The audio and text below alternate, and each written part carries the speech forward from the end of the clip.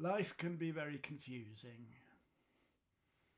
We're all trying to find our way in the world. We look for a job that pays the bills and leaves some spare cash for luxuries, a night out with friends, or to build up our savings. We want a career that's interesting, perhaps aligned with our passion or the dream we have of the sort of life we want to lead. If that's not possible, we want, at the very least, to work and earn enough to buy time to pursue our passion and dream. We hope the job we find will be one we want to turn up for. Challenging work, a respectful environment, friendly colleagues, intelligent management. We hope that on any day we need to go to work, we wake with enthusiasm and the energy to take on whatever the world throws at us. Too often, though, that's just a fantasy. We struggle to maintain energy. We struggle to maintain commitment to a job that saps our will to live and barely pays enough to make survival possible. Or we have to work so hard that, however much we earn, our job is the only thing we do. We see our future stretching out towards a mountain range called burnout. Or perhaps, if we've managed to find work that's related to our passion and dream, we find it takes so much out of us, and so much of it is doing things that make the work possible, not doing the work itself, that our passion and our dreams begin to feel absurd.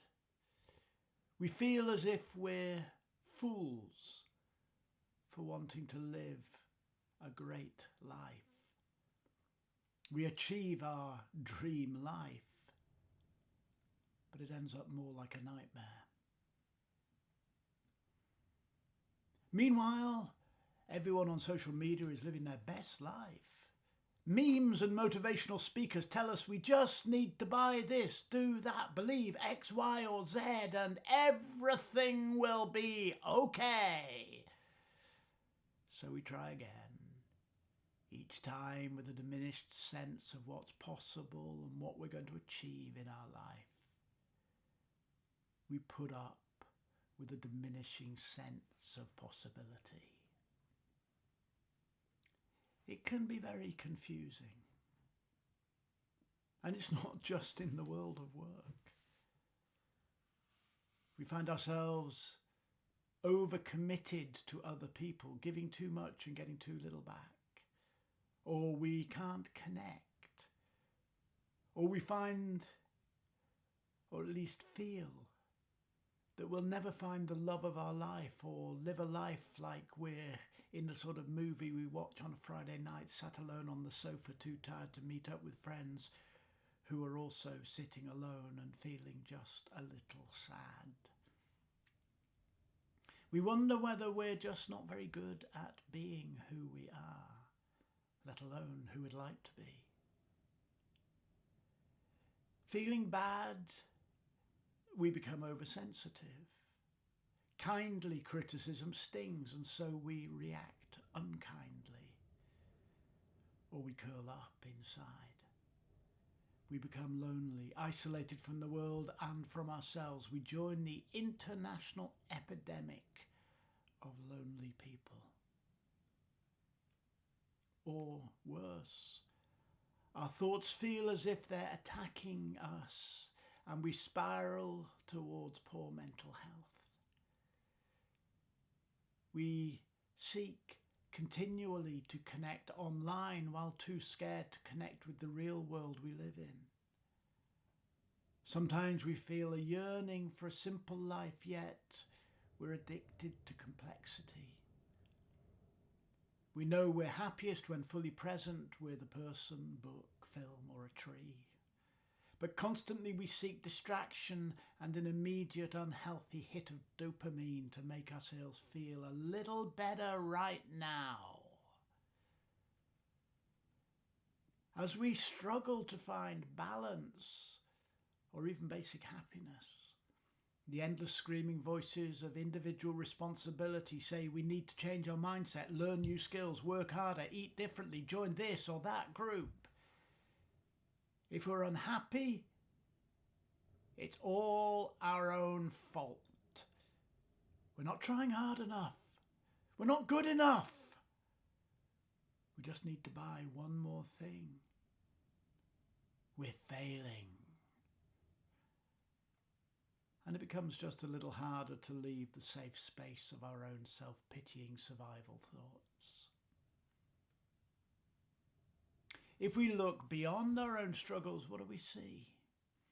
We live in economic systems that are challenging and soul-destroying for everyone except a tiny minority. We're surrounded by media that focus on oligarchs and celebrities as if to suggest that if we work just a little harder, we too could soar above struggle and worry. We're immersed in a celebrity circus, all facade and fanfare with nothing of substance behind it. We're unsustainably disconnected from nature. We evolved over hundreds of thousands of years as an integral part of a complex and interconnected world. And now we act as if that world is not a part of us. We put it on the other side of an uncrossable divide and call it nature. We have ripped out a crucial part of who we are, individually and as communities. As we've come to dominate the planet, our decision to divorce from our natural self is having a catastrophic consequence for both humans and the biosphere we're part of.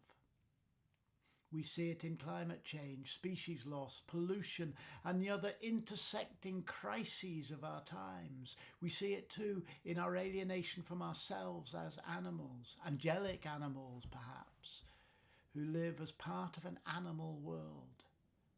We act with barbarity and cruelty that no other creature exhibits, and daily commit the unforgivable foolishness of destroying the only home we have. It's all very confusing. Many of us struggle to find satisfactory connection with ourselves, with others, and with the natural world. Many of us feel we no longer belong, or never did, to a world that seems to have no place for us except as an economic unit at the service of someone else's dream. Confusing. Too often we're too tired, numbed or hopeless to try to work it out, so we accept. This is just how things are, we think, and drift through life trying to grab what pleasures we can and avoid the worst of the disappointments. Is it inevitable?